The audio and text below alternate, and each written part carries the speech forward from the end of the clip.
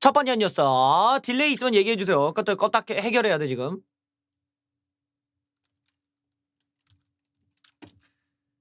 새로운 결혼 생활 우리보다 한 15년 정도 앞서 있다는 일본의 삶을 한번 보죠. 각방 쓰고 식사도 따로 하고 는 가끔 한다. 일본의 공생혼이라는 게 있다고 해요. 새로운 결혼 트렌드래. 30대 여성인 친구가 결혼 뒤에 남편과 각방을 쓰고 식사도 따로 한다는 얘기를 들었다. 결혼 뒤 잠자리를 한 번도 한 적이 없다. 이런 결혼 방식에 함께 살아간다는 뜻의 공생혼이라는 이름이 붙여져 있다. 아하. 그래요. 일본 부부 중에 서로를 속박하지 않고 개인의 삶을 존중하는 공생혼을 선택하는 이가 늘고 있다고 밝혔다. 여기는 서로에 대한 애정과 경제적 자립을 기반으로 하는데 동거는 하지만 방, 식사는 따로 하고 재산 역시 개별적으로 관리하고 부부 성별도 같이 거의 하지 않는다. 하우스메이트 개념인데 그 가사노동 역시 본인 것만 하는 게 원칙이다. 뭐 가벼운 스킨십이나 서로를 위해 도시락 커피를 만들어주는 정도의 애정 표현을 한다는 점. 에로스적이기보다는 우애 가족에 가깝다. 점점 이렇게 가족이나 친구처럼 사는 결혼 방식을 선택하는 부부들이 늘어난다는데요. 그럼 왜 결혼하냐? 그냥 동거라는 대안도 있는데 왜 굳이 결혼할까? 한쪽이 입원이나 수술 등을 할 때 혼인신고를 한다면 편리하다. 서로의 법적 보호자가 될 수 있기 때문에. 부부니까 핵을 한다고는 생각하지 않는다. 아이를 원하지 않는다. 커리어가 우선이지만 가족은 원하는 사람에게 공생혼을 추천한다고 덧붙였다. 이걸 결혼이라고 부를 수 있냐? 예, 하지만 누가 감히 사랑과 결혼의 모양과 형태를 정의할 수 있는가? 상대를 존중하며 친밀한 파트너로서 서로 지지하는 게 그게 어른의 결혼이라고 할 수 있지 않을까라고 얘기하는데 이제 정말 세상이 많이 이제 변해갑니다. 어떤 이 가족의 형태가 점점점 좀 다양해지는 거예요. 가족의 형태가 다양해진다라는 거는 이제 인간이 이제 유지해 왔었던 오랜 전통, 뭐 이런 것들이 이제 붕괴가 되는 거지. 정말 한 명의 여자와 남자를 평생 동안 사랑할 수 있는가? 그리고 그 사랑한다라는 게 인간적인 건가? 뭐 여기에 대한 의문들. 어 뭐 모두가 다른 사람의 삶을 따라가던 그런 방식이 아니라 서로가 좋으면 그걸로 끝나는 정말 각자의 행복이 중요한 개인주의적인 세상으로 나아가고 있습니다. 그리고 시장도 그렇게 맞춰져 가는 것 같고요. 그래서 새로운 가족의 형태, 우리는 여기에 대해서 서서히 서서히 좀 마음의 준비를 하고 있어야 될 것 같습니다. 공생혼이래. 예. 같이 사는데 인제 뭐 그래 못하러 같이 사나? 근데 그 단지 의료 시스템 때문에 그러나? 예. 근데 우리가 이제 일본을 보면 일본은 참 극단적이야 이러는데 진짜로 한 10년 지나면 우리나라가 그대로 따라하고 있잖아요. 이게 조만간 우리나라에서도 저럴 가능성이 있다는 거야. 아.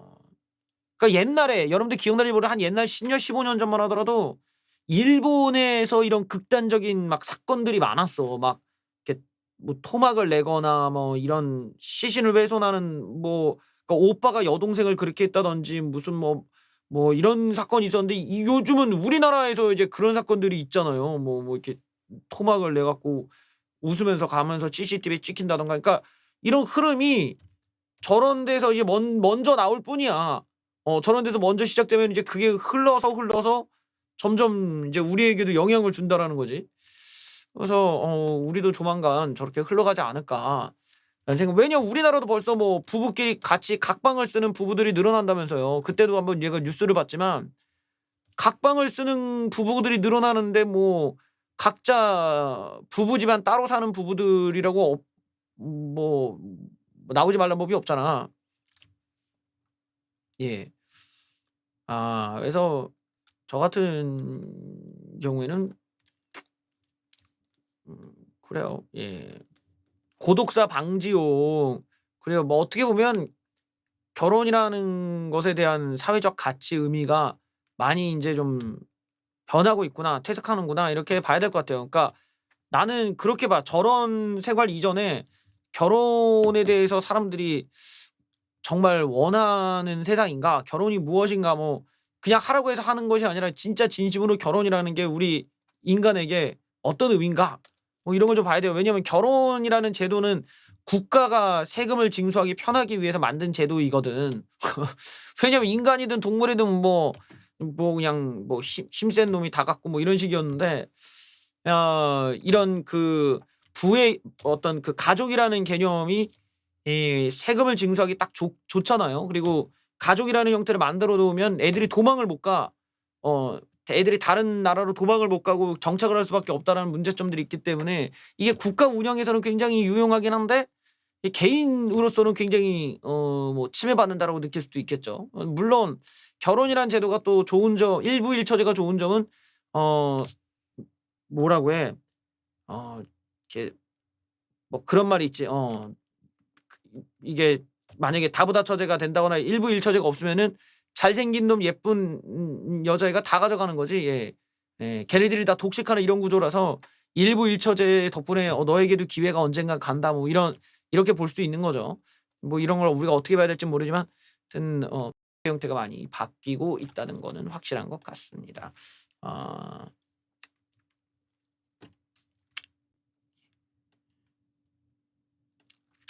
자 그렇다면 이제 우리는 어떤 결혼 생활을 할지 우린 선택권이 늘어난 거야. 그러면은 뭐 그래 선택권이 늘어났어. 동거해도 되고 뭐 저런 공생혼을 해도 되는데 이제 살 집을 봐야 될 거 아니에요. 야 요즘 인기 많은 집의 형태로 갑니다. 여러분 같이 보시죠. 복층 월 40만 원짜리 원룸이 있는데 어떻게 되나 볼까요? 야 복층 예 이렇게 인기 많은 매물 월 40만 원에 복층 원룸을 보고 계십니다. 예. 집주인만 복층이라 주장하는 황당한 원룸 매물이 올라왔다. 복층인 듯 복층 아닌 복층 같은 원룸. 관악구에 있는 복층이에요. 예. 여기 올라와서 여긴 지금 컨센트도 없어서 충전도 어려워 지금. 이렇게 누울 수가 없어. 180이 넘는 사람은 머리가 삐져나와요. 예. 그래요. 장점은 공간을 분리해서 쓸 수 있다는 건데 단점은 컨센트가 없다. 다른 공간의 컨디션은 나쁘지 않았다. 이런 것도 있는 거예요. 요거랑 이렇게 깨끗하게 세탁기도 있고 전자레인지 다 구비되어 있고 1구 인덕션, 드럼 세탁기 등이 있었다. 화장실도 혼자 사용해 무난했다. 이 방의 월세 가격은 보증금 100만 원에 월세 40만 원이다. 근데 여기가 중요한 게 이거예요. 이 복층인데 복층 아닌 이 원룸은 인근 원룸 매물 중에 가장 인기가 좋다고 한다. 여기서 15분 거리고 다른 원룸에 비해 평수가 크고 월세가 저렴하기 때문이다. 예. 그러니까 우리가 지금 저 집을 보고 여러분들은 저게 뭐야 이러는데 막상 저 동네 가면은 인기가 제일 많대 지금. 왜냐면 40만 원짜리가 웬만하면 없어. 100에 보증금 100에 40만 원짜리를 저렇게 찾기가 쉽지가 않다는 얘기야 지금. 거기다가 여기랑도 가까우니까 인기가 많다는 거예요 지금. 예. 야 요거 예. 예. 요 인기가 많다고 합니다. 가장 인기가 좋다고. 그러니까 참 요즘에 요즘 그 집을 이렇게 구하시는 젊은 층들이 얼마나 이렇게 좀 고생을 할지 또 우리가 이제 이런 것도 단면을 보는 거야. 야 이게 이런 매물이 인기가 많다니. 예. 가격도 저렴하고 또 나름대로 이제 화장실이나 이런 걸 보면 더 평수가 넓게 보이나 봐요. 그러니까 저게 뭐 저 위에다가 뭘 보관할 수도 있으니까 뭐 좋게 보면 그럴 수도 있지만 어떻게 보면 이제 점점 도시에 이렇게 집값이 올라갈수록 그다음 세대들은 진짜 좁은 데에서 만족하고 살아야 되는 거야. 그러다 보면 이제 오타쿠라든지 이런 애들이 더 늘어나겠죠. 예. 한편으로는 좀 씁쓸한 대목이 아닐까 싶습니다. 자 그런데 말입니다. 다른 한쪽에서는 줘도 싫대. 다른 한쪽에서 국가가 "야 이제 야 이것들아 니들 신혼부부 너희들을 위해서도 우리가 이렇게 좋은 집을 마련했다." 이러고 만들었어 아파트를. 근데 안 가. 이걸 여기서 가족끼리 이걸 살라고? 이러고 너무 황당한 아파트를 지어줘 가지고 안 간다는 곳이 있습니다. 여기서 애 낳고 살겠냐? 46제곱미터 줄줄이 미달 외면받는 신혼 희망타운이라고 합니다. 이거 잘 보셔야 될 것 같아. 평형이 작을수록 신청자 수가 적다. 집이 너무 좁다. 게다가 시세 차익을 정부와 나눠야 하는 조건도 부담이다. 이게 지금 화장실 하나에 뭐 이렇게 있다는데 너무 좁은 평수라는 거예요. 이게 보니까 3차 사전 청약에서도 신혼 희망타운 경쟁률이 저조한 것으로 나타났다. 자녀를 낳고 살기에 좁은 데다 시세 차익을 정부와 나눠야 하는 점이 걸림돌로 작용했다. NH에 따르면 신청을 받은 3차 청약 공공 분양 신청자를 보니까 신혼 희망타운 당해 지역은 반밖에 신청을 안 해서 미달을 기록했다. 그나마 이제 전용 55제곱미터는 여기를 제외하고 나머지는 다 채우지 못했다. 왜냐? 평수가 너무 낮은 거야. 여기 서초구와 맞닿아 있어서 큰 관심을 모은 과천 주암지구도 신혼 희망타운 분량은 반밖에 안 찼다. 그런데 전용 84제곱미터는 아주 신청자가 몰렸다. 온도차가 극명했다. 왜? 크기가 너무 작다 이거예요.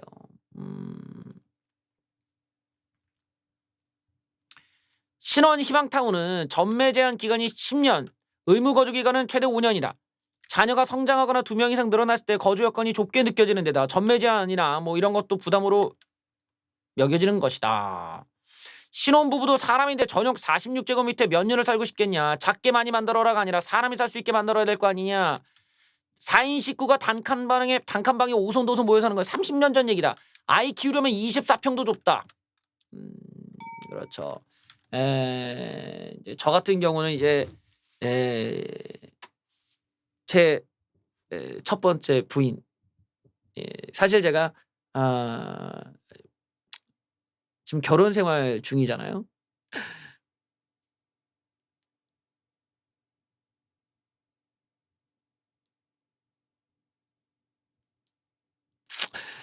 사실 제가 기혼자입니다. 저는 음악과 결혼했으니까요. 근데 저는 음악 작업실이 있어야 돼. 내 마누라를 첫 번째 마누라를 만나기 위해서 음악 작업실이 있어야 되는 거예요. 그래서 이 음악 작업실 방을 하나를 일단 넣고 그다음에 침실 있고 그다음에 옷방 있고 자식들 방까지 있으려면은 평수가 넓어야 돼. 아니면은 음악 첫 번째 부인이랑 이혼해야지. 첫 번째 부인이랑 생이별을 해 갖고 그냥 싹 다 이거 팔아 버리고 그냥 음악 안 해 이러지 않고서야 그러니까 이게 굉장히 그런 이제는 공간이 많이 필요해지는 그런 시대가 됐다라는 점에서 아무래도 좀 이렇게 좀 방도 좀 여러 개로 쪼개든지 아니면 좀 이렇게 효율적인 걸 만들어야지 평수를 저렇게 좁혀 갖고 여러 개 만들려고 하니까 저런 미달 현상이 나오고 말았다. 집이 있어도 안 가네요. 예. 자 오늘 어저께죠. 어저께부터 방역 패스라서 저처럼 방역 순결러 vaccine aversion 전문용어로 정말 순결한 이 접종자들 순결한 백신으로부터 순결한 사람들이죠. vaccine virgin들이 과연 첫날 풍경은 어땠나 함께 보시죠. 혼자서는 4시간 동안 있어도 되는데 여럿이서는 1분도 안 된다. 방역 패스 첫날 풍경이 어땠을까요? 1인 혼자 다니는 사람은 백신 안 맞아도 입장이 가능한데 나머지 사람들은 안 되죠. 보니까 팀원 여러 명이 회의를 하려고 왔더니만 미접종자 2명이 있어서 카페를 이용할 수 없었다. 근데 1인은 예외적으로 허용이 되다 보니까 아니 대학생 동생은 백신 안 맞아도 혼자서 4시간 동안 카페 이용하고 회사원들은 단 10분 회의하는데 그것도 안 된다니 부당하게 느껴진다. 예. 자, 업무 목적으로 모인 거라 사적 모임도 아닌데 백신 미접종자 2인을 포함한 6인 모이면 안 된다며 이용을 제한해 황당했다. 그래요. 과연 카페 직원들이 미접종자를 일일이 걸러낼 수 있는지도 의문이 제기됐다. 내가 음료수를 먼저 시켜놓고 친구는 뒤늦게 합류했는데 QR코드 찍지 않고 들어왔다. 결국 복불복으로 걸린 사람만 이용을 제재받는 것 같더라. 그래 이런 거 이게 뭐 하는 겁니까? 이거 정말 이거 쓰잘데기 없는 짓이에요 이거. 왜냐면 다시 한번 강조하지만 지금 그 뭡니까 델타 변이나 오미크론 같은 경우는 다 이게 무서운 게 돌파 감염이라는 거야. 백신은 맞아도 돌파되는데 뭔 소용이 있어? 왜 미접종자만 갖고 그러나 미접종자만 그런 게 아니라 돌파 감염도 방어를 해야 될 거 아니에요. 그러니까 이게 저런 식으로 미접종자만 괴롭혀가지고 정부가 마치 백신 100% 접종이 해냈다 이래가지고 그걸로 지들 뭐라도 한 것처럼 저 쇼하려고 저러는 거 아닙니까 저거? 하여튼 뭐 방역 팩스 정말 더럽고 치사한데 그냥 안 가! 씨! 그냥 방 잡고 놀아 그러면. 네, 이제는 뭐 그냥 방 잡고 노셔야 돼요. 아셨죠? 네, 어디 가서 방 잡고 시켜 드시고 아니면 그냥 집에서 시켜 드시고 더러워서 안 나가. 더러워서 안 나가. 자, 여기서 우리가 좀 봐야 되는 게 뭐냐면 지금 유행하고 있는 오미크론 같은 경우는 전파력이 어마어마하다는 거예요. 이 사례를 보면 정말 놀라울 정도예요, 여러분들. 물론 증상은 세지 않으니까 다행인데 이 감염에 대한 전파력이 우리가 생각하는 것보다 내가 볼 때는 좀 상상을 초월해. 어느 정도인지 함께 보시죠. 우리나라의 얘기예요. 화장실만 달랑 같이 썼는데 집단 감염 걸렸습니다. 파출소가 폐쇄되기도 했대요. 이게 무슨 말이냐. 백신 우선 접종을 받았던 경찰 내부에서 집단 감염이 발생했다. 서초경찰서에서는 무려 21명이 코로나 확진자가 나왔는데 대부분의 확진자가 백신 접종 2차까지 완료한 돌파 감염살이었다.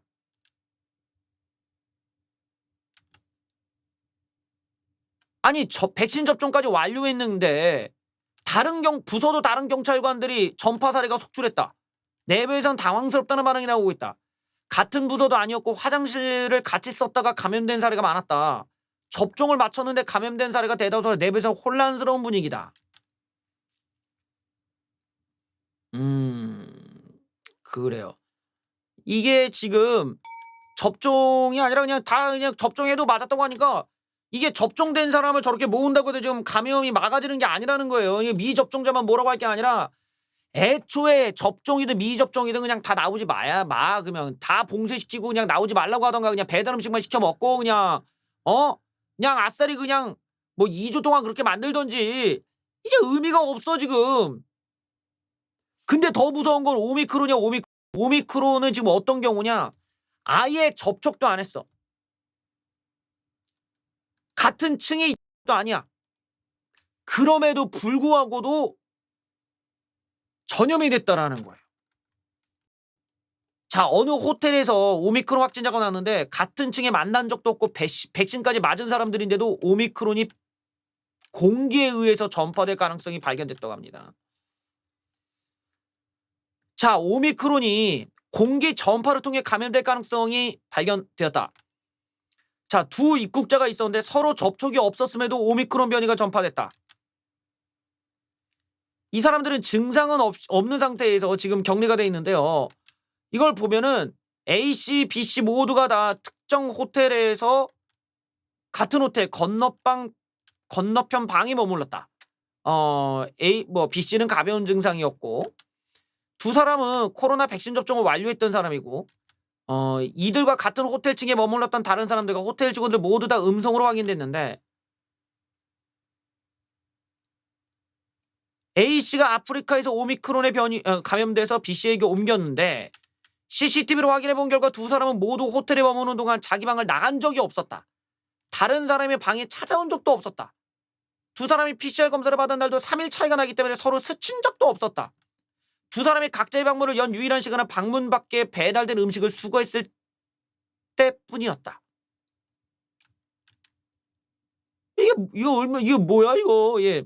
심지어는 두 사람 모두 마스크를 쓰고 있었지만 먼저 확진된 A씨의 경우는 날숨을 거르는 필터가 없고 오히려 숨을 쉽게 내뱉는 밸브가 달린 마스크를 쓰고 있었다. 즉 A씨가 숨 쉴 때 복도 공기 중으로 바이러스가 배출될 수도 있었다는 것이다. 결국 복도 공기를 통해 바이러스가 전염됐을 것으로 추정했다. 자, 코로나 바이러스의 돌연 변이가 잦아서 오미크론 변이끼리도 유전적으로 다른 부분이 다소 발견된다고 설명을 했다. 이거 어? 그러니까 지금 우리는 이미 걸려서 무증상일 가능성이 오히려 높은 거죠. 음. 나도 약간 조금 뭐라고 하지? 예. 하필이면 또 그 인천 쪽이 약간 오미크론이 많다고 막 그러잖아. 그래서 약간 걱정을 했는데 어 약간 좀 몸살기가 같은 게 인제 느껴졌었어. 그래서 집에 와서 약도 먹고 그랬었는데 이게 지금 증상이 약한 병이다 보니까 거의 증상을 못 느낄 수 있어요. 근데 그리고 자연 치유가 되면은 이제 면역력이 더 세지긴 한 거지. 그래서 차라리 이게 좀 증상만 약하다면은 자연 치유로 면역성이 더 늘어날 수도 있는 거겠죠. 그래서 오히려 뭐 이런 걸 통해서 '바이러스 이제 끝났다.'라고 얘기하는 해석도 있긴 한데 단지 병 자체의 후유증이나 이런 걸 우리가 분석이 다 안 끝나서 모르는 거야. 예, 그런 위험성이 있으니까 인제 혼자서 이제 최대한 잘 견디시는 거 밖에는 없겠죠. 음. 예. 저야 예 아무래도 좀 너무 먼 곳을 갔다 오니까 완전히 맥이 확 빠지더라고요. 그래서 오늘 정권 교체 푸시업은 없습니다.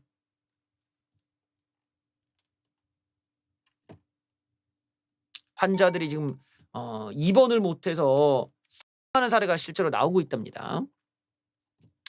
병상이 지금 100% 포화 상태. 정부 건강 가장 안 좋은 환자 우선 배정을 하라고 하는데 중환자실에 못 간 확진자들이 급격히 몸 상태가 나빠지면서 잇따라 사망한다라고 합니다. 중환자 병상이 포화 상태에 이르고 있다. 지병을 앓던 주민들이 코로나에 감염된 이후에 정부의 높은 기준 때문에 중환자 병상으로 옮기지 못한 채 사망하고 있다. 그냥 죽어나는 거구만. 예. 이게 뭐 장기가 여러 곳 손상되거나 인공호흡기를 달아야 될 정도의 환자에만 중환자실을 내주고 있다. 그러니까 고령의 확진자 등등 아예 병실을 못 가고요. 병상 자체가 아예 부족하기 때문에 이들은 아예 치료도 못 받는다. 어? 그렇지 않아도 36개밖에 없는 중환자 병실은 이제 꽉 찬 상태가 되었다. 없어. 안 돼. 안 돼, 안 돼. 이제 안 돼요. 이제 안 돼. 이제 큰일 나 이거. 이거는 안 돼. 예. 이거는 안 돼. 자, 이런 와중에 누군가는 아주 편하게 입원을 했다고 하죠. 홍남기 아들내미는 병원장이 결정한 뒤 이름 변경해 갖고 들어갔다. 침묵하는 홍남기. 얘가 이거 나라에 대해서 이러쿵저러쿵 얘기하더니 자기 아들 이렇게 된 특혜에 대해서는 얘기를 안 해. 왜? 남기의 아들 홍모 씨가 서울대병원에 2박 3일간 특혜 입원을 했다는 의혹에 대해서 더 깊게 조사를 해봤더니 아주 좀 이상한 부분이 있어요. 김현수 서울대병원장이 입원 지시를 하지 않았다는 해명을 보고 어이가 없고 화가 난다. 이 의료진은 상세히 증언을 했는데 입원이 필요 없다는 의료진의 판단을 받고 10시쯤 응급실을 떠난 홍남기의 아들. 그에 대한 입원 결정이 갑자기 내려진 건 오후 1시쯤이었다. 차트상 첫 입원 지시는 김현수 병원장이 했다. 그런데 희한하게도 한두 시간 뒤쯤 병원장이 입원 지시가 차트에서 삭제되었다. 병원장 이름이 삭제된 후 다시 입원 결정을 내린 건 응급의학과 A 교수였다. 기존 병원장의 입원 결정이 취소되고 응급의학과 A 교수가 입원 결정을 한 걸로 바뀌었다. 응급실 의료진들이 의아해하자 응급의학과 A 교수는 당시 상황을 이렇게 설명했다. 홍남기 부총리 아들을 응급실에서 접수 취소라고 돌려보냈는데 병원장실에서 다시 전화가 와서 왜 이 사람 취소시키느냐. 당장 불러서 입원시켜라 해서 다시 환자를 불러와 입원시켰다. 제보자는 이런 모든 과정에 기입되어 있는 의료 접수 기록이 있는 것으로 안다고도 했다. 자, 당시 응급실에는 환자가 60, 70명이 있었고 코로나로 인해 대부분 입원이 안 돼서 다른 병원으로 가야 되는 상황이었다. 김현수 병원장은 홍씨에 대한 입원 지시를 내리지 않았다고 강력히 부인하고 있는데 그래놓고 이제 어쨌든 뭐 내용은 공개가 어렵다라고 얘기하고 있지만 예, 이건 뭐 털면 터는 대로 이거 나오죠. 이 정도 홍남기 사퇴해야죠. 응? 나는 좀 이해가 안 되네. 내가 볼 때는 아무래도 좀 국민의힘 쪽에서 이재명이 계속 뭐 헛발질하고 뭐 도저히 안 되는 게 딱 보이니까 이런 홍남기 같은 경우는 그냥 건들지도 않나 봐. 그냥 그냥 홍남기는 그냥 알아서 니들이 처리해라 뭐 이런 것 같아. 예, 그러니까 참 어떻게 보면 외롭게 언론만 때리는 느낌이야. 준석아 이거 홍남기 좀 때려라 야. 준석이 뭐하니? 좀 남기 좀 어떻게 좀 해봐. 예, 그런 거 있잖아 막 홍남기 사퇴 이런 거 후드티 입고 좀 그 병원 근처에서 좀 이렇게 서 있던지 뭐 해도 될 텐데 말이야. 참 아쉽네 이런 거. 예. 자 여기와 또 대비가 되는 거는 또 윤석열 후보가 아닐까 싶네요. 예. 또 보란 듯이 백신 부작용 인과성 증명 책임 정부가 부담하겠다. 이게 지금 1호 공약 나왔어요, 지금. 윤석열의 1호 공약. 백신 부작용에 대해서 증명하겠다. 윤석열의 1호 공약. 백신 부작용 인과관계 증명 책임을 정부가 부담하겠습니다. 라고 나왔어요.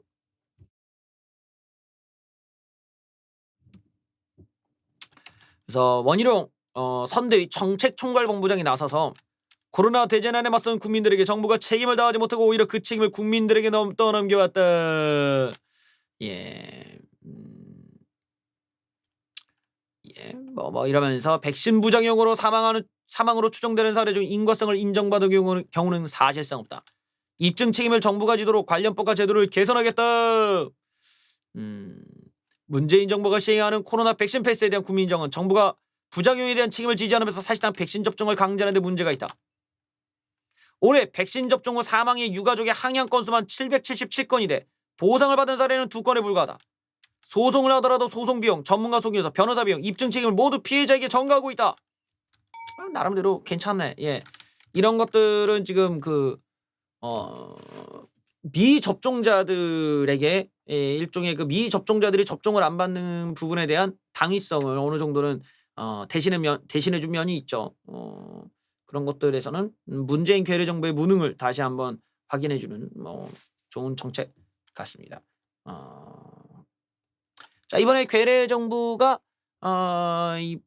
얘네들이 이제 뭘 꿈꿨냐면 계속 이제 막판에 지금 정권 막판에 종전 선언을 지금 얘네들이 머릿속에 떠올리고 있거든요. 종전 선언 해가지고 지들이 이제 뭐 위아더 월드 틀어놓고 뭐 북한 김정은 뭐 여기 뭐 시진핑 이랬고 뭐 위아더 월 이것도 이제 그 한국말로 부르겠지 또 뭐 우리는 동지 빨간 동지 이러고 뭐 그러려고 하고 있는 거예요 지금. 그걸로 이제 뻥튀기 하면서 이제 드디어 세계 평화가 왔습니다 이러고 이제 온갖 대뻥을 치고 싶은데 이거를 지금 미국에서 바로 깠어요. 대놓고. 어떻게 깠냐. 미국이 베이징 올림픽 보이콧해 버렸습니다. 야 이건 세다 세. 예. 세요. 지금 미국이 아주 과감하게 지금 손절치고 나가버렸어요. 미국 올림픽 보이콧했습니다. 그러다 보니까 종전선언도 나가리가 됐어. 미국 백악관 베이징 올림픽 외교적 보이콧 공식 발표. 거기다가 영국, 호주까지도 불참 가능성이 높아졌습니다. 괴리 정부가 꿈꾸던 건 이루어질 가능성이 점점 낮아지고 있습니다. 자, 미국이 베이징 동계올림픽의 보이콧을 공식화하자 적화되는 그것과 상관없이 한반도 평화 프로세스를 만들어가겠다라고 헛소리를 했다고 하는데요. 예.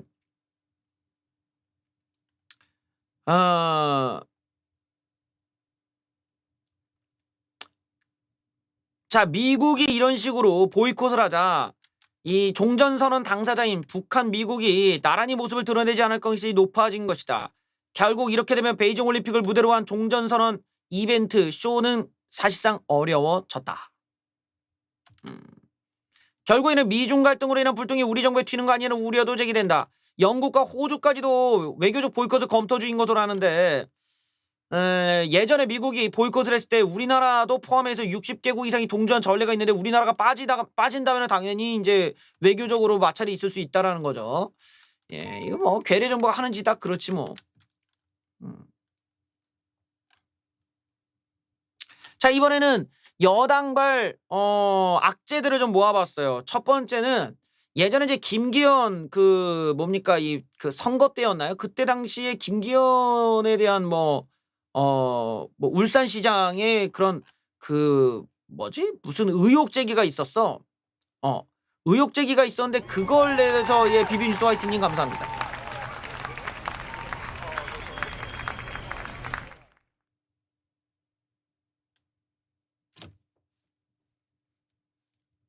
예. 그 내용이 있었는데 그때 당시에 수사를 맡았던 그 경찰이 황운하 어 그 경찰청장이 갑자기 김기현에 대해서 뭐 어디서 갖고 왔는지 모를 출처가 어딘지를 모르는 그런 내용을 갑자기 얘기하더라는 거예요. 그래서 '그걸 어떻게 알았지?' 하고 좀 놀랐던 기억이 있다고 증언이 나왔습니다. 수사팀도 모르던 김기현 가족의 의혹을 황운하가 알았다. 그래서 의아했었다. 현직 경찰의 증언이 나왔습니다. 황운하 울산경찰청장이 김기현 당시 울산시장의 가족이 비리에 연루됐다라는 의혹에 대해 수사를 지시했다라는 현직 경찰관의 증언이 나왔는데 이 의혹은 당시 담당 경찰관도 파악하지 못했던 내용인데 황운하가 어떻게 알았는지 이걸 알려주더라. 이 청와대가 전달한 범죄 첩보를 이용했다라는 정황으로밖에 볼 수 없는 상황이 벌어진 거죠. 그러니까 이 얘기는 청와대가 개입을 했다라는 거예요 지금. 자 여기를 보면은 황운하, 송철호, 백원우 등이 왔는데 이게 정부 청와대가 문재인 괴뢰정부의 30년 지기 송철호의 당선을 돕기 위해 그의 공약을 짜주고 그와 맞설 야당 후보를 수사하라고 경찰이 지시를 내렸다는 선거 개입 사건이라는 거예요. 이런 게 바로 부정선거지. 근데 여기에 이제 현직 경찰관이 와갖고 30억 각서 의혹에 대해 얘기를 했다. 이게 뭐냐? 김기현 동생이 건설업자에게 인허가 특혜를 약속하는 인허가를 약속하는 대가로 30억 원을 받기로 했다는 각서를 썼다는 내용인데 검찰에서는 이거는 사실을 인정하기 어렵다고 불기소 처분을 내린 사건이지만 이 경위는 당시 관련 사건을 수사하던 자신도 30억 각서의 존재 자체를 아예 몰랐는데 황운하가 갑자기 이 사실을 알고 수사를 지시했다고 한다. 검찰이 황운하가 30억 각서 자료가 있다는 사실을 어떻게 한 거냐 묻지 저희도 모르는 각서를 황 청장이 어떻게 알았는지 저도 신기하다. 청장님이 알게 된 경위는 알지 못한다고 대답을 했다고 합니다. 결국 이게 청와대에서 온 거다라고 이제 검찰은 보고 있는 거예요. 그러면서 무혐의 의견으로 황 청장에 보고했더니 황 청장이 수사팀을 불러서 수사 의지가 없다. 사실관계를 제대로 파악하지 않았다라면서 질책을 1시간 반 동안이나 했다고 합니다. 청장이 담당 수사관을 직접 불러 사건을 이야기하는 건 경찰 생활하면 처음이었다. 한 수사관은 그날 집에 가서 저녁도 못 먹을 정도였고 저도 뭔가 잘못됐구나 싶었다. 그리고 이 질책이 있은 후 인사조치가 있겠구나 했는데 실제로 자신을 비롯한 수사팀은 좌천성 인사발령을 받았다고 밝혔습니다. 선거 이게 이제 그 직권 남용이죠. 직권 남용에 선거 개입이니까 선거법 위반에 뭐 이런 게 있겠지. 근데 지금 청와대에서 오더를 내린 정보를 가지고 황운하가 지시했다면은 이거는 또 문재인 측근들 지금 다 잡혀들어가면 이건 뭐 부정선거다 나오는 거죠. 이거야말로 이제 부정선거지 부정선거. 여기에 지금 공수처 말 많은 공수처의 사고방식을 한번 보십시오.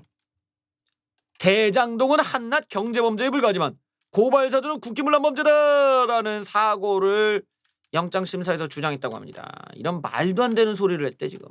얼마나 편향적인지를 보여주는 내용이죠. 이 수사기관이 왜 필요 없는지를 보여주는 거야. 다시 말하면. 고발사주 의혹을 수사하는 고위공직자범죄수사처가 대장동 사건은 한낱 경제범죄이지만 고발사주는 이보다 중대한 국가범죄다 라는 취지의 주장을 펼쳤다가 판사의 제지를 받은 것으로 전해졌다. 예. 자 이런 발언을 2차례 했고 이를 듣던 판사가 그 말씀은 그 정도로 하시라며 제지한 것으로 전해졌다. 결국 혐의를 소명하는 데만 집중하라는 취지였다. 그러나 공수처는 고발장 작성자가 누군지 특정하지 못하고 판사의 질문에 우왕좌왕하는 등 송 검사의 혐의를 충분히 소명하지 못했다. 예, 뭐 공수처가 좀 많이 허접한 것 같아요. 지금 저런 생각을 하는 거 보면 여기에 이재명 또 터졌습니다. 예, 이제 나도 이거 터졌다. X 됐다. 예, 또 터졌어. 이재명의 지역 화폐 알고 봤더니 그 업체에도 특혜를 줬다고 합니다. 대장동이 터지자 협약서를 그제서야 부랴부랴 고쳤다는데요. 이재명이가 경기지사 재직 시절에 지역 화폐 운영된 민간업체에 추가 수익을 배분할 수 있도록 하는 협약서를 체결한 것으로 나타났다. 대장동한테 그 이익을 몰아준 구조가 판박이다라는 내용이 나왔는데, 그러니까 민간업체한테 더 추가적으로 니들 돈 가져가라고 이제 허가를 해줬다라는 거야. 나름대로 더 주는 쪽으로. 그래서 이재명이가 직접 뭐 직인이 찍혀 있었고, 그런데 갑자기 규정을 수정한 변경협약서를 체결했다고 합니다. 이 변경협약서도 석연치 않은데, 대장동처럼 특정 업체가 사전에 수익을 보장받은 구조에 이재명이 관여했다는 방증이다. 이재명이 해명해라. 그래서 지금 지역 화폐 업체에 대한 이런 수익의 보장성에 대해서도 대장동 사건처럼 지금 의심을 받고 있는 거예요. 여기에 또 다른 뭐 호재 아닌 호재라고 얘기해야 되나? 윤석열 쪽에 또 호재 아닌 호재를 한번 보시도록 하겠습니다. 김건희 대기업 협찬 일부 부혐의. 윤석열 관련 수사 일단락 중. 사법 리스크가 줄어든 윤석열. 점점 윤석열은 사법 리스크가 줄어들고 있어요. 윤석열도 직무 관련성 없어 무혐의. 윤석열을 겨냥한 수사 이제 공수처만 남았다. 근데 허접한 공수처는 다 앞에서 봤죠? 고발 사주 의혹 등 연결 증거도 없다. 직접적인 리스크 작용은 없을 듯. 역시 이제 제가 예측하던 대로 이게 이재명 사건과 윤석열 사건은 좀 달라요. 윤석열이야 뭐 장모라던가 마누라 사건이라서 뭐 당장에 이 윤석열이 뭐 개입했을 그런 것도 없고, 그나마 있다면은 뭐 무슨 고발 사주인데 고발 사주도 윤석열이 연결이 됐다는 증거가 아직까지 나온 게 없었잖아요. 그러니까 그 뭐 김웅이라던가 뭐 그쪽에서 알아서 할 문제고. 근데 지금 나오는 것만 김건희도 지금 뭐 거의 다 무혐의가 나오고, 뭐 그러고 있어요. 아마 장모한테는 구형이 나왔나? 뭐 그래 모르겠는데 일단 그쪽에 대해서 리스크는 이재명에 비해 현저하게 낮은 거지. 뭐 그러다 보니까 좀 김건희 씨의 리스크가 낮아지고 있습니다.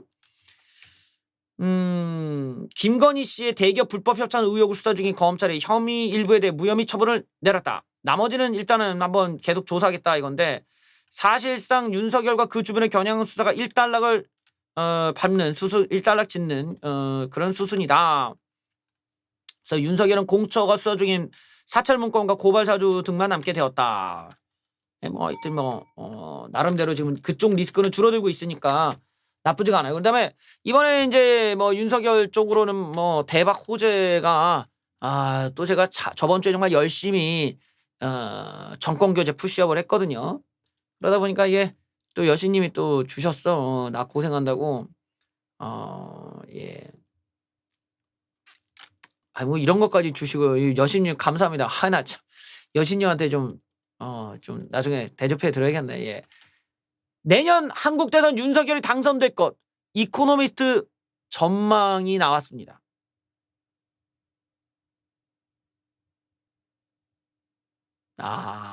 이건 뭐 해외에서 벌써 정했어. 윤석열 당선될 것.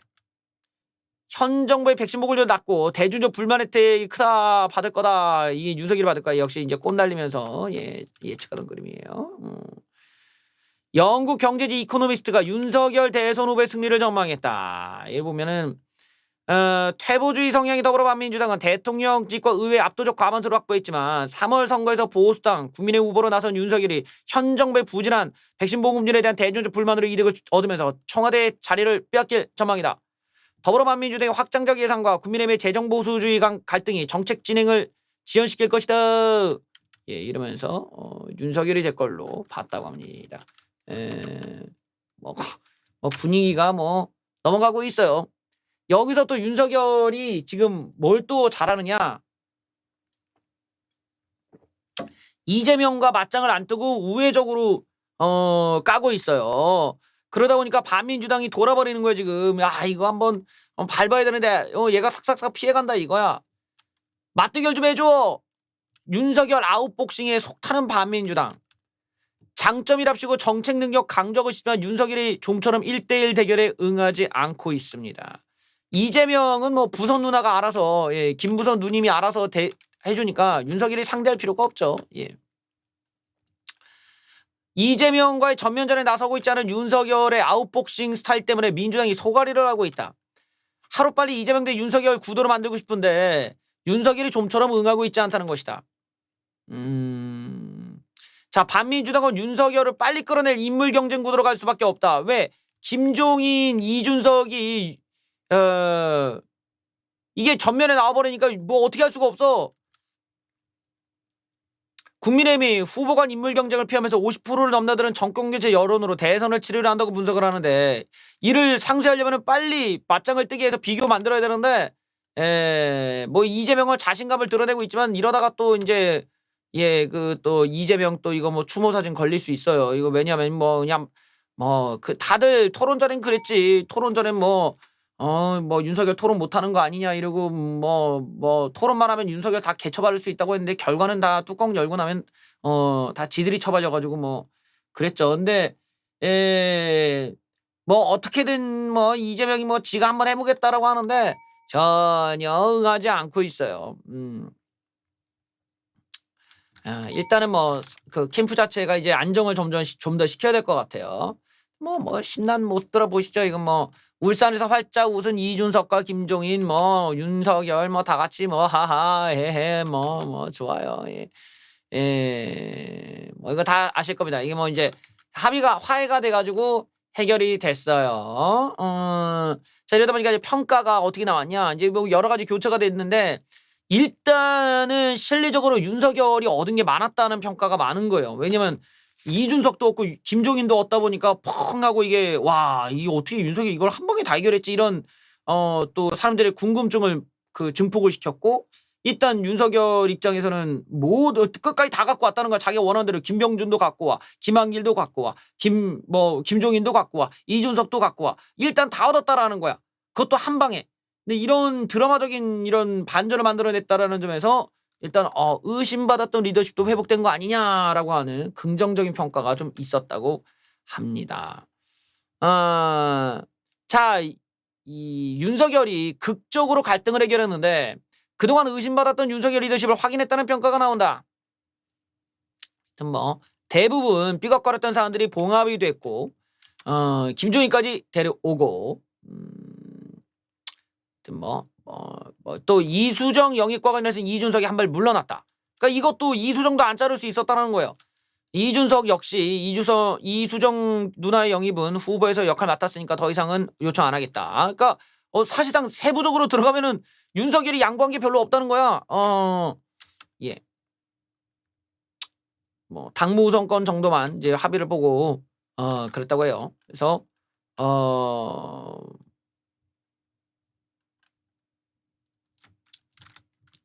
뭐 생각해보니까 뭐 이수정까지 다 데려왔으니 뭐 윤석열 원하는 대로 다 한 거야 결국엔. 이 뒤에는 사실 누구의 역할이 있었냐, 우리가 좀 알아볼 필요가 있는 인물이 있어요. 바로 아까 얘기 나왔던 김기현 아저씨예요. 4선의 김기현의 중재력이 돋보였다고 합니다. 김기현의 경륜으로 이준석의 단점을 채우고 윤석열을 밀어올리는 선순환의 구조로 서로 화해를 만들어 이분이 이제 그런 거죠. 잘 화제는 안 됐지만 김기현이라는 정치인을 유심히 좀 볼 필요가 있겠죠. 김기현 원내대표가 이런 마찰음을 줄일 윤활유 역할을 하고 있다. 윤석열과 이준석이 고조되는 신경에서 극적으로 화해한 데에는 김기현의 공이 컸다. 김기현은 이준석에게 울산에서 만나자고 제안하고 이준석이 응하고, 여기서 서로 윤석열이 있는 김 원내대표 또 그 이후에 윤석열을 또 만나고, 그래서 뭐 서로 긍정적인 해갖고 뭐 하여튼 뭐 이렇게 했다는 거야. 자, 김기현에 대한 공에 대해서는 당내 이견을 찾기 힘들다. 그만큼 잘했다는 거죠. 김 원내대표가 적기에 적절한 도움을 줬다. 유한 것처럼 보이지만 결단력도 있다. 이준석이 김기현을 깊이 신뢰하기 때문에 이런 회동이 성사될 수 있었다. 이준석에 대해서는 여러 의원들의 견제 대상이 있었지만 때로는 김기현이 뭐 이준석을, 때로는 지도부를 설득을 하면서 이준석한테 너 좀 그만해라 이러고, 또 지도부한테도 이준석 좀 보합시다 이러고 막 하면서 이렇게 했다는 거예요. 특히 이제 이준석이가 송영길의 재난지원금 지급에 전격 약속한 건 당 의원들의 공개적인 거센 반발을 불렀는데, 그때 당시에 김기현이 이런 불만을 이준석에게 잘 설명하고 갈등 봉합을 했다. 예. 자, 뭐 김기현의 역할이 있었다라고 합니다. 자, 이번에는 그 뭡니까 저기 김종인 할아버지를 누가 데려왔을까요? 예, 또 의외인데 예. 안녕하십니까? 제가 데리고 왔습니다. 김재원 의원이 알고 봤더니 김종인 할배를 설득을 해냈다고 해요. 그 김재원이가 그 와인 공세를 해가지고 아주 집요하게 그냥 와갖고 해갖고 내가 그냥 넘어갔어. 나는 거강꾼입니다. 예, 김종인을 누가 데려왔냐 했더니 김재원이야. 예, 김종인을 데려온 양반이 누구냐? 이 마크 주역으로 김재원이 꼽혔다. 김재원 최고위원이 김종인 자택을 집요하게 찾아가 그의 부인까지 설득하면서 와인 공세를 펼쳤다고 한다. 김종인 위원장은 한 인터뷰에서 나만 시간상으로는 우연의 일치라고 생각하는데 내가 지금 금요일 저녁에 집에 갔더니 그동안 계속해서 찾아오던 분이 있었어요. 이 김재원. 아니 그 김재원이가 그 포도주 한 병을 갖고 사갖고 와갖고 집요하게 나를 설득하려고 애를 쓰는데 그냥 당원 당규에 그 뭐야 김종인 내가 그냥 정권을 갖고 휘두르시다고 이미 나왔으니까 뭐 걱정 없으시다. 그러니까 뭐 다른 사람은 상관이 없잖냐. 당원에 나와 있다.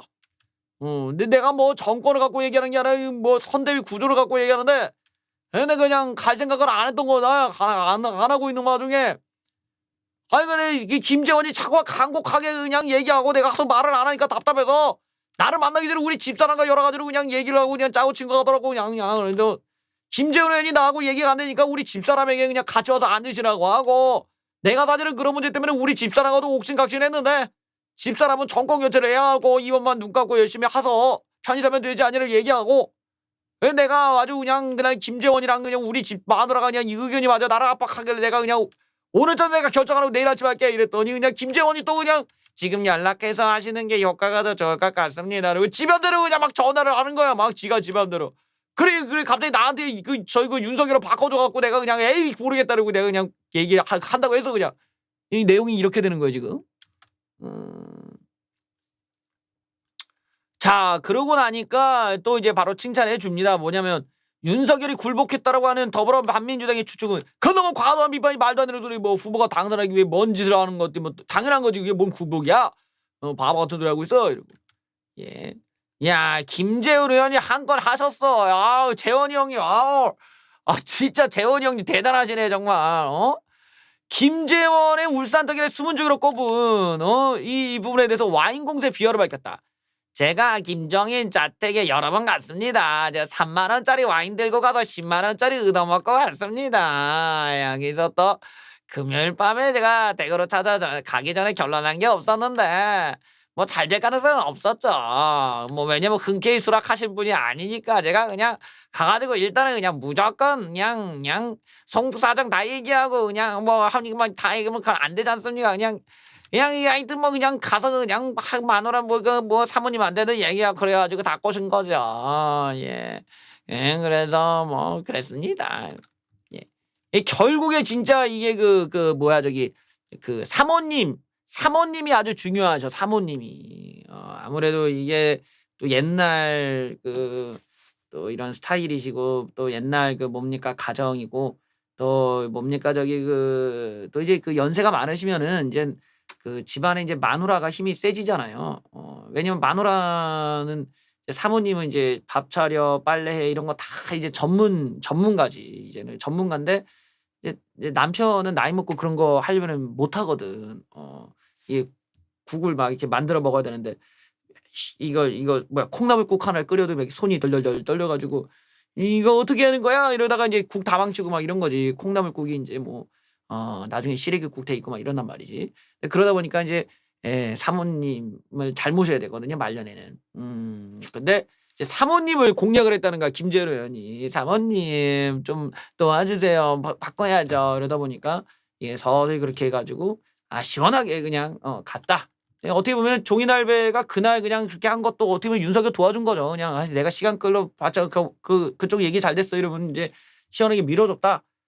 이러면서 뭔가 이게 뚫어뻥이 된 것 같은 상황이 됐죠. 종이날배는 선대위 인선 무리하게 안 건드린다. 일단 가는데 선대위가 어차피 저쪽에서는 나를 못 건드리니까 그냥 무리하게 안 건드리고 내 인사 갖고 가겠다. 이렇게 된 거예요.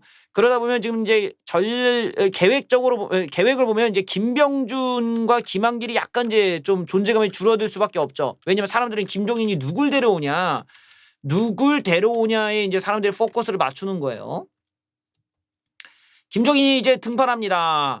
그래서 뭐 온갖 고민하다가 내가 수락을 하게 됐는데 그랬어. 내가 머릿속에 어떻게 할지 다 구상이 끝났으니까 뭐 크게 걱정하진 않고 그리고 뭐 선대위 재구성까지 무리하게 그렇게 다 가진 않을 거야. 그냥 있는 정도 하고 캐치프레이즈 다 구상 끝냈고. 그러니까 지금 아주 김종인도 지금 내부 마찰이 일어나면 안 된다라는 걸 생각하기 때문에 최대한 이제 톤 다운을 한 거죠. 그리고 인선은 내가 김병준이나 이런 사람은 건들진 않겠다. 근데 그쪽도 이쪽을 건들지 마라. 이런 정도에서 서로 분리를 시켜놓고 나는 내 걸로 갈 테니까 일단 지켜봐라 이래갖고 자기가 이제 사람들을 이게 데려온 걸 언론이 포커스를 맞추게 만든 거예요. 자, 하지만 우리가 이제 이 과정에서 또 돌아봐야 되는 문제가 있었죠. 윤석열의 이 윤핵관 이 과정을 보면 인사적인 문제에 윤석열의 어떤 착오, 실수 이런 것들을 꼬집을 수가 있을 거예요. 왜냐면 너무 측근들만 모으다가는 이게 지금 우리가 가고 있는 선거의 트렌드가 완전히 다 이탈이 되기 때문에 그러면 안 된다. 그냥 사람들과 약속했던 대로 가고 웬만하면은 측근들을 좀 지금은 뒤로 빼놔라. 나중에 장관 자리 주던지 무슨 공공기관 넣더라도 경선 과정, 이 대선 과정은 웬만하면 이미지를 그렇게 가면 안 된다. 그런 점에서 이제 윤석열이 바로 이걸 선회했다는 건 잘한 거죠. 근데 어쨌든 이 책임은 조금 따져보러 볼 필요는 있어요. 어쩌다 이런 사고가 나왔냐. 윤석열 인사로 한 달을 허비했습니다. 사방에는 예스맨 윤석열한테 잘합니다 잘하는데 이렇게만 얘기하니까 노라는 사람을 찾아야 되는데 그런 권한이 없으니 윤석열이 엉뚱한 데로 갔다라는 거예요. 자, 윤석열과 이준석이 이런 식으로 환하게 웃는 장면은 대선 레이스에 한 획을 긋는 명장면으로 기록될 것이다. 거기다가 김종인까지 합류를 하니 윤석열에게는 아주 천군만마 같은 상황이 벌어졌다. 자, 모두가 한 달 전 경선에 승리했을 때는 윤석열, 김종인, 이준석 삼각 편대가 대선의 필승카드로 했었는데 윤석열은 결국 한 달간 돌고 돌아 이 카드를 거머쥐게 됐다. 리더십은 좀 타격을 받고 후보 지지율도 10% 가까이 떨어졌다. 이걸 복귀해볼 필요는 있다. 선대위 인사 문제다. 김종인과 결이 다른 김병준을 지휘 라인에서 빼달라고 김종인이 밝혔지만 계속 그를 밀어붙였어요. 철학이 다른 사람과 함께 전략을 짜다 혼선을 겪었던 과거 경험 때문인데 윤석열은 이걸 받아들이지 않았다. 이준석이 공개적으로 드러낸 불만의 상당수 인사 문제였다. 대변인단 꾸릴 때 사무처 인사 한 명 추천. 윤석열도 좋다고 했지만 갑자기 안 된다고 하고. 이런 문제들. 이수정 교수의 인선. 이것도 세대포 이론 전략과 서로 충돌한다. 김한길을 데려온 것도 역시 기구 하나 만들어 놓고 몇 사람 들어간다고 국민통합이 되나. 인사 타이밍도 엉망이었다. 김종인을 데려올지 말지를 2주일이나 허비하고. 그러니까 계속 김종인한테 끌려가고. 윤석열과 김종인의 공개 반찬 외동을 문제 삼는 전문가들이 많았다. 빈손으로 올 거라면 아예 만날 필요가 없었다라는 거다. 이 당에 새로 굴러온 이준석과 당의 기득권을 주장하는 중진 간의 알력 다툼, 이걸 윤석열이 어떻게 완화시킬 거냐를 이번에 좀 배워야겠죠. 조직을 어떻게 바꿔야 되냐. 자, 후보에게 쓴소리 몇 번 했더니 멀리하더라. 뼈 있는 말을 전했다. 바른 말을 하는 사람보다 후보의 말에 맞장구 치는 예스맨들이 중용된다. 측근 여부를 가리는 기준이 폭탄주 실력이라는 비아냥까지 나왔다. 윤석열의 눈과 귀를 가린 예스맨들이 다시 인사권을 틀어주고 유능한 인재를 요직에 들이지 않는다고 한다. 악화가 양화를 구축한다. 아주 중요한 대목이죠. 제가 계속 측근 정치를 얘기를 하는데 우린 이제 이거 벗어나야 돼요. 왜냐하면 우파의 이미지에 별로 도움이 안 된다라는 거야. 더 이상 이 측근 정치의 트라우마가 계속 과거에 있었던 일들로 계속 회귀가 되다 보니까 이게 그걸로 더 씌워지고 또 부정적인 이미지를 주기 때문에 그런 쪽으로는 웬만하면은 좀 거리를 두는 것이 우리 모두에게 좋겠죠. 그래서 내가 이 측근 정치를 웬만하면 지양하라고 얘기를 했던 것도 이 이미지가 안 좋아. 그게 어떤 효과가 있냐는 걸 별개로 놓더라도 이미지가 너무 안 좋죠. 악화가 양화를 구축하는 상황. 이런 표현은 우리가 알아두면 좋겠죠. 예.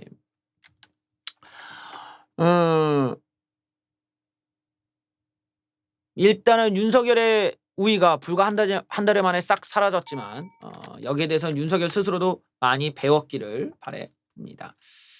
이건 뭐 넘어가고요. 자, 오늘부터 이제 종이달배가 본격적으로 윤석열 띄우기에 들어갔습니다. 뭐 이제 종이달배가 과연 뭐 어떻게 얼마나 잘할지는 좀 봐야 돼. 지지율을 어떻게 끌어올릴지는 우리가 봐야 되는데 지금 드립을 시작했어요. 이게 뭐냐? 윤석열은 뭐 정치 경험 없지만 그냥 박력 있게 일할 거야 이러고 하면서 윤석열이 추진력이 있을 거다라는 거예요. 소신도 지키고 뭐 잘 갈 거야. 정치적 경력은 없지만 새로운 일을 박력 있게 할 수 있는 사람이야.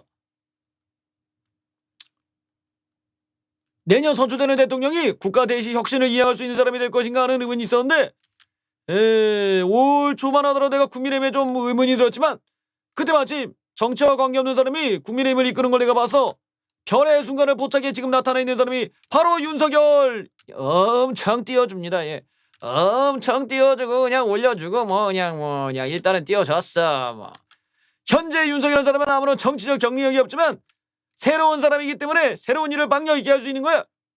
그 박력은 검찰총장이라는 자리에 있으면서도 소신 있게 가는 점. 우리나라의 당면한 문제를 접근하는 데 있어서 어느 정도 기여할 수 있는 사람이라고 생각을 했다 이겁니다. 이러면서 그냥 일단 던지고 본 거야. 이렇게 띄워주면서 언론에 관심을 갖게 하고 선대위가 이제 나왔습니다. 여기서 타이틀이 살리는 선대위, 정권교체 강력한 희망을 갖게 만들어 드리겠습니다 하면서 이 살리는 선대위라는 테마 안에서 이제 달립니다. 자, 드디어 원팀 출발을 알리는 시작점이었습니다. 살리는 선대위로 공식 명칭을 정하고 희망정의 국민 나라를 살리겠다는 의미이다. 그래요.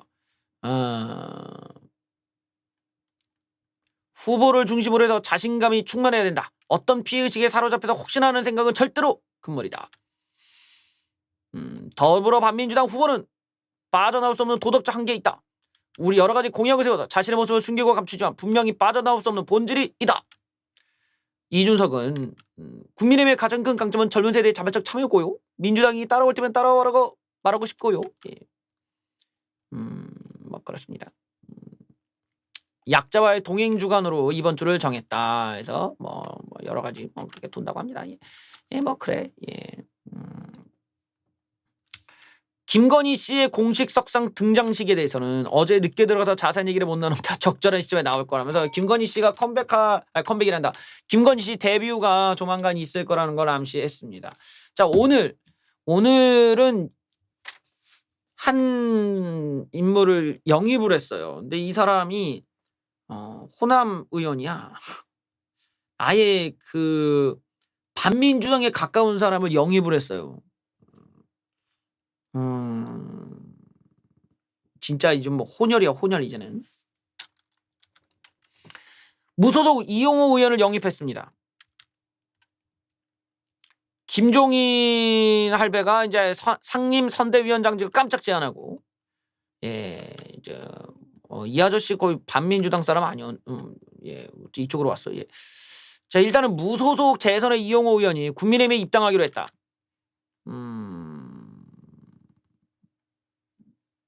그래요. 이게 일단은 국민의힘 합류를 결정한 이유는 내가 이런 옷을 입을 줄 생각도 못했는데 정치적 거취를 돕고 숙고를 했는데 두 갈래 길에서 어려운 길을 선택했다. 힘들고 어려워도 그게 옳은 길이라 믿고 대한민국의 미래를 잘 준비하겠다. 윤석열을 믿고 윤석열과 함께 이번 대선을 국민을 위한 나라가 되게 미력이나마 최선을 다하겠다. 이 의원은 어디야 저기 국민의당 후보로 나왔었고 떨어졌구나. 또 바른정당 합당이 반발해 호남에서 비민주당 후보로 죄송해요. 내가 반민주당 사람인 줄 알았네. 일단 새천년 민주당 후보로 예전에 나왔었는데 더불어반민주당 의원은 아니었네요. 일단은 전라도 쪽에서 약간은 그 운동권과는 거리가 있는 후보를 좀 데려오는 정도에서 이루어지고 있어요.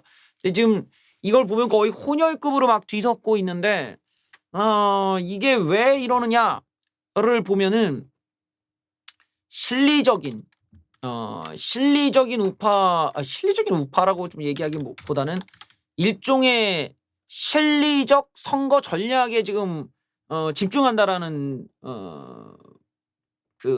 집중한다고 봐야 되거든요. 실리적 선거 전략. 그게 뭐냐면 이긴다라는 거야. 이기자. 이기자인데 이기기 위해서는 뭐 기존에 있었던 우파의 역사관 이념들은 일단 내려놓는다. 물론 중요한 포인트는 내려놓진 않겠지만 일단 뭐 이런 뭐 흔히 말하는 뭐 격가지 같은 것들은 그냥 다 내려놓는다. 그냥 실리적으로 간다야. 실리적으로 간다라는 부분에서 승률이 더 잘 나온다라는 거죠. 왜 이렇게 됐냐를 보면은 일단 박근혜 대통령 이후에 우파 진영의 타격이 친박계 몰락이 좀 컸던 것 같고, 그러다 보니까 이제까지 친박을 중심으로 했던 여러 가지 우파의 주장들이 효용 가치가 많이 없어지게 된 거예요. 이 대표적으로 5.18이 그렇죠. 5.18 같은 경우가 그때 기억나시는지 모르겠는데 무슨 공천회 같은 거였어. 5.18 공천회 같은 걸 보면 김진태 의원이랑 무슨 원순례 의원이랑 이렇게 해가지고 5.18에 대해서 이게 지만원 박사님 모셔놓고 이렇게 했잖아요. 근데 그게 되게 화제가 많이 됐었단 말이에요. 그리고 이제 징계를 해라 마라 막 얘기가 나왔는데, 당시에 그런 것들이 이제 뭐라고 해야 될까나 정치적인 부담이 엄청나게 돼버린 거야. 이게 무슨 말이냐면 역사관 같은 거는 그냥 국민들이 알아서 판단하라고 그냥 냅두고, 사실 정치 정당은 그런 걸 깊이 개입하면 좀 반대쪽에 항상 부딪히게 되거든. 그러니까 그건 뭐 국민들 알아서 생각하세요가 좋았을 텐데, 그거를 정당에서 이게 진행을 하니까 이게 마치 정당이 그 생각을 대변하고 대표한다라는 오해를 받고 그냥 박살이 난 거죠. 그러니까 지금 우리가 5.18 얘기도 어디 확 기울어 버렸어. 그전까지만 하더라도 인터넷이나 이런 데서 막 자유롭게 얘기도 하고 왜 이 주장을 막냐였는데, 이거를 정치권의 화두로 갖고 오려다가 지금 실패한 케이스거든요. 나는 그런 것들이 아무래도 좀 과도하게 친박계가 좀 유튜브 프레임이랄까? 유튜브 이념에 너무 좀 과몰입되고 거기에 의존한 결과가 아니었을까 생각을 해 봐요. 그리고 이제 어떤 친박계가 몰락을 하고 더 이상 뭐 이런 우파의 이념이나 우파의 어떤 주장들을 우파라고 너무 얘기하면 좀 그렇다. 뭔가 강경 우파의 주장들을 받아줄 수 있는 집단이 다 망한 거야. 망하다 보니까 좀 그런 사람들이 얘기하는 것들은 선거에서 씨도 안 먹히는 지금 상황이 된 거죠. 뭐 소수자가 됐고 들어주지도 않고 의미도 없고.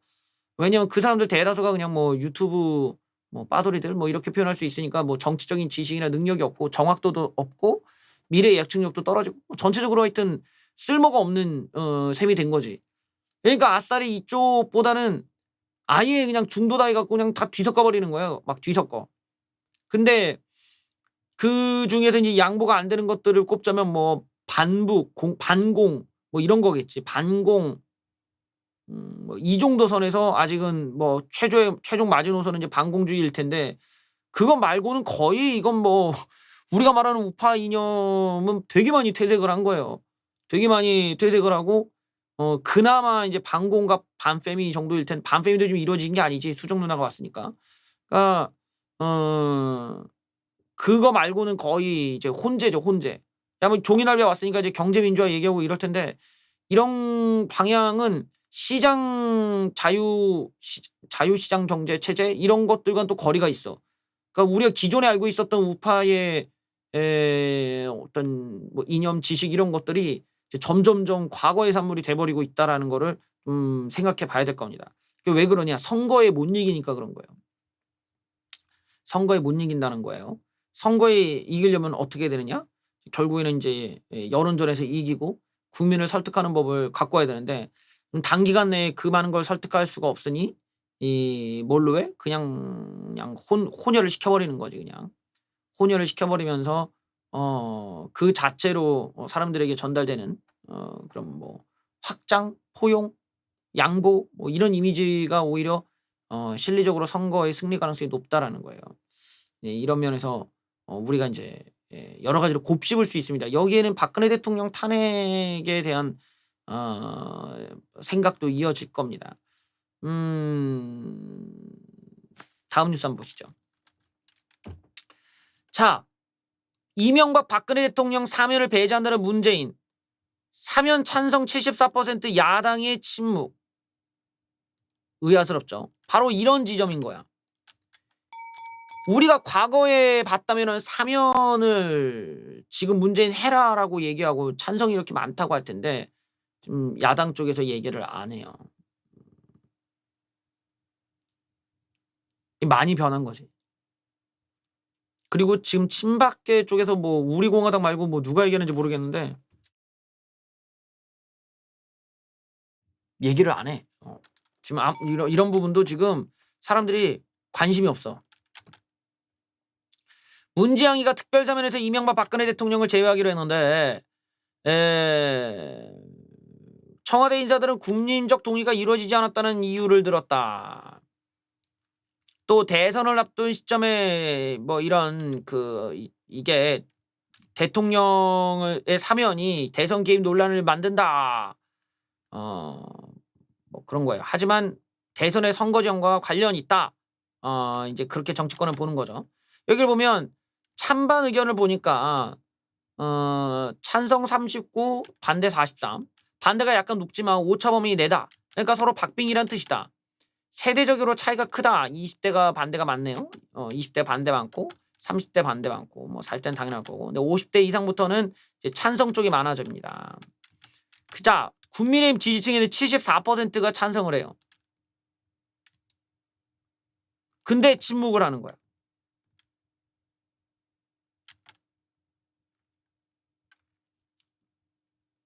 대선의 승부처가 MZ세대이기 때문이다. 바로 요거 때문에 그런 거예요. 요게. 여러분들 보시는 요거. 요거 때문에 그런 거야. 요거.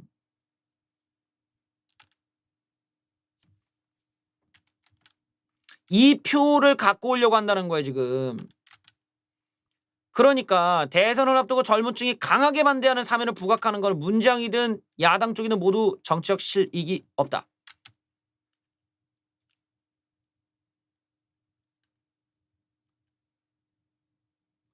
자, 국민의힘 지지층의 사면 찬성률이 74%에도 불구하고 야당발 사면 요구는 많지 않다. 윤석열도 필요하다면 결단하겠다면서도 시점은 당선 이후로 미뤘다. 당장 사면론을 꺼내지 않겠다는 뜻이다. 야당도 2030에 대한 특별력을 감안하면 사면을 적극적으로 요청할 이유가 없다. 또한 전직 대통령 수사를 담당했던 윤석열의 특수성을 고려하면 이번 대선에서 사면 이슈가 부상할 가능성은 없다. 그러니까 여기에 대해서는 윤석열이라고 하는 인물도 인물인데 그 이전에 친박계, 이걸 말해줄 수 있는 친박계의 몰락을 우리가 꼬집어 볼 수 있을 거예요. 그러니까 박근혜 대통령에 대한 어떤 이런 여러 가지 할 얘기들이 그동안은 많았는데 그냥 얘기를 하고 입김을 넣을 수 있는 세력 자체가 붕괴가 된 거죠.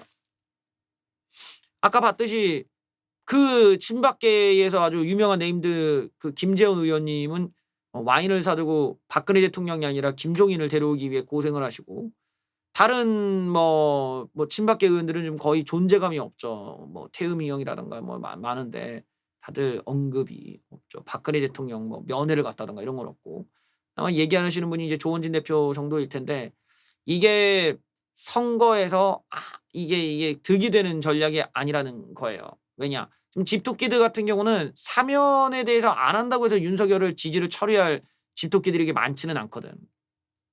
반면에 저 2030 애들, 저 변덕스러운 2030 애들은 사면이라는 얘기 가지고 또 애들이 다 그걸 왜 해? 이러고 나갈 수가 있다는 거. 거기에 이제 공정함이라는 뭐 이런 문제도 있겠죠. 누구는 죗값을 다 치르고 나오는데 누구는 안 나온다 이런 생각을 가질 수 있는 거니까 그러니까 선거에는 일단 이기고 봐야 되는데 그런 공정함에 대한 분노를 갖고 있는 2030을 건드려봤자 좋을 게 없으니까 얘기를 안 꺼내는 거겠죠. 이런 것들이 사실 우리가 이제 어떤 현실 선거는 현실이다 보니까 선거에 대한 이 부분과 어떤 이념이라고 얘기될지 모르겠는데 어떤 우파의 어떤 집토끼들의 공감대가 이렇게까지 일방적으로 양보할 수가 있는가 이런 거 보면은 우파 내부가 많이 체질이 정말 많이 바뀌었다라는 걸 알 수가 있죠. 옛날 같았으면은 뭐 20대 30대가 뭐라고 우리가 왜 눈치 봐야 돼 이러는데 지금은 20대 30대 눈치 본다고 지금 완전히 수면 아래로 가라앉힌 거예요. 저 표만 가져오면 이긴다라는 생각을 할 거고 아마 완벽한 승리 50% 이상의 득표율과 이재명을 완전하게 이기려면 2030을 가져가야 된다는 생각 때문일 거예요. 그런 부분 때문에 지금 저런 말못 좀 일종의 그런 소가리가 있는 거겠죠. 우리가 이제 저런 걸 보면은 지금 우파가 어떤 상황이냐, 현실에 지금 우파는 지금 어느 위치에 있느냐, 또 어떤 성향으로 선거를 지금 마주하고 있느냐 이런 걸 볼 수가 있죠. 그러니까 지금 선거에서는 사실은 이념을 우리가 국민에게 인정받는 것보다는 선거의 승리를 목표로 하고 정권을 일단은 가져오고 나서 그다음에 후 설득을 해야 되는 후 이념 설득을 해야 되는 이런 방향으로 가지 않을까 그렇게 예측을 해봐야겠죠. 그리고 다음번도 우파 쪽에서 정권 교체를 해서 그때는 윤석열보다는 좀 더 좀 명확성이 있는 그런 후보들을 우리가 밀어주는 것이 어떨까 싶어요. 물론 나오는 사람이 인제 오세훈이 언급이 많이 되는데 다음에는 서서히 우리가 인제 그런 목소리를 낼 수가 있겠지. 정권도 가져오고 좀 인기도 좀 있고 하다 보면은 윤석열 다음에는 좀 더 선명성이 있는 그런 우파 인물을 우리가 추천을 하여 키워보는 이런 쪽으로 이제 방향을 틀어야 되지 않을까라는 생각을 해 봅니다. 뉴스를 마쳐야겠네요. 봐 주셔서 감사합니다.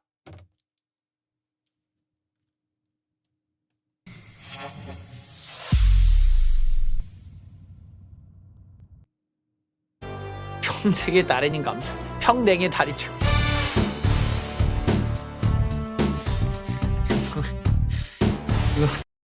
이거 누구세요 이거? 이거 왜?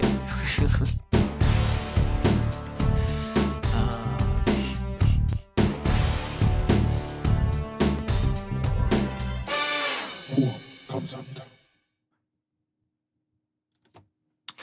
그래